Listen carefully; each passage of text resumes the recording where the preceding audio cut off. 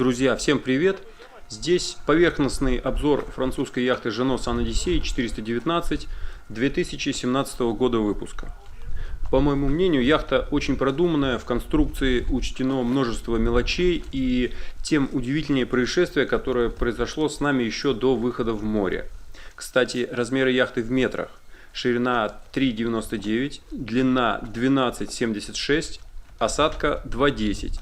На яхте 3 двухместных каюты и 2 санузла. Кокпит выглядит удобным. Я бы сказал, его конструкция сбалансирована. Расположение штурвалов, стол с множеством рундуков, убранная проводка бегучего такелажа, приборы, рейлинги, широкие банки. Все на своих местах. Какое-то общее ощущение классики. Да, так что произошло? Я покажу чуть позже это место. Мы просто стояли вдвоем на кормовой платформе, точно не шагали и не прыгали. Только зашли на яхту и осматривались. И тут хрусть, бульк, платформа перекосилась, оказалось, кронштейн крепления отвалился и пошел ко дну. А тут глубина 30 метров, так что нырять мы не стали. Кронштейн крепился на 2 шурупах. Шурупах, Карл!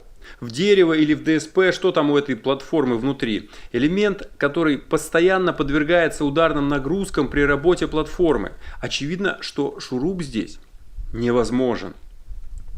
На палубе яхты можно увидеть все на своих местах. На баке якорное устройство, закрутка стакселя, небольшой бушприт с обушком для крепления галса, ходовые огни, удобный доступ к уткам, довольно большой форлюк. Места для прохода на палубе достаточно. Бегучий такелаж имеет внутреннюю проводку. У такой схемы 2 основных достоинства. Экипаж не спотыкается при передвижении и при работе с парусами снасти не цепляются за эти элементы. Главное, чтобы при подобной конструкции была возможность, не особо напрягаясь, провести снасть обратно внутрь, если она случайно выскочила.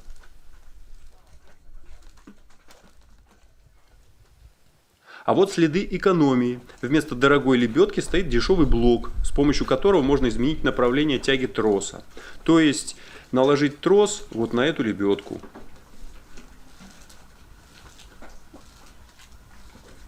Конструкция салона также лаконична и удобна. Пространство камбуза визуально отделено. На камбузе по обыкновению раковина, рундуки, холодильник, газовая плита.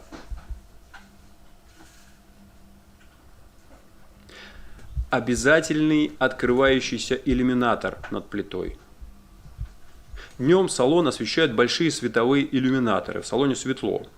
Складывающийся стол, удобный диван, который может быть трансформирован в еще 2 спальных места. Небольшой штурманский стол.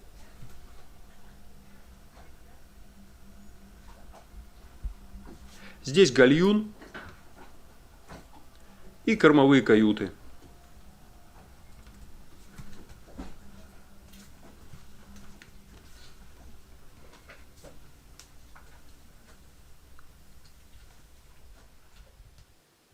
Внизу видны рубильники групп аккумуляторов и предохранитель якорной лебедки.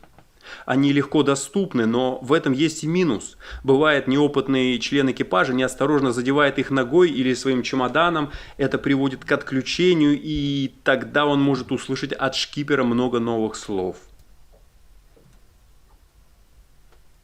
На заднем плане можно видеть люк в Afterpeak. Шторки на иллюминаторах. Здесь шторка задвижная.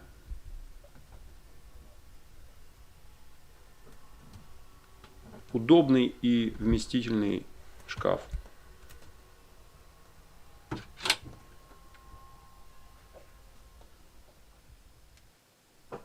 По левому борту каюта почти аналогична.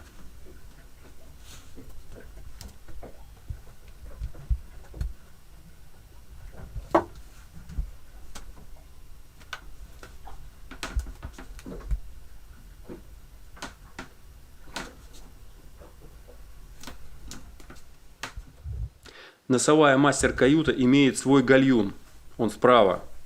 Либо, в зависимости от пожеланий заказчика, там может быть, например, рабочий стол.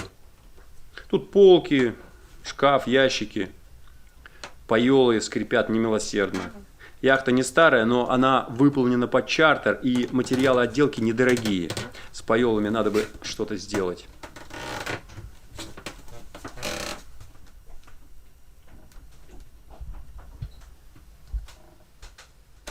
А вот и место аварии. Посмотрите, отверстия, которые остались от шурупов, они не глубокие, думаю, не больше 3 сантиметров.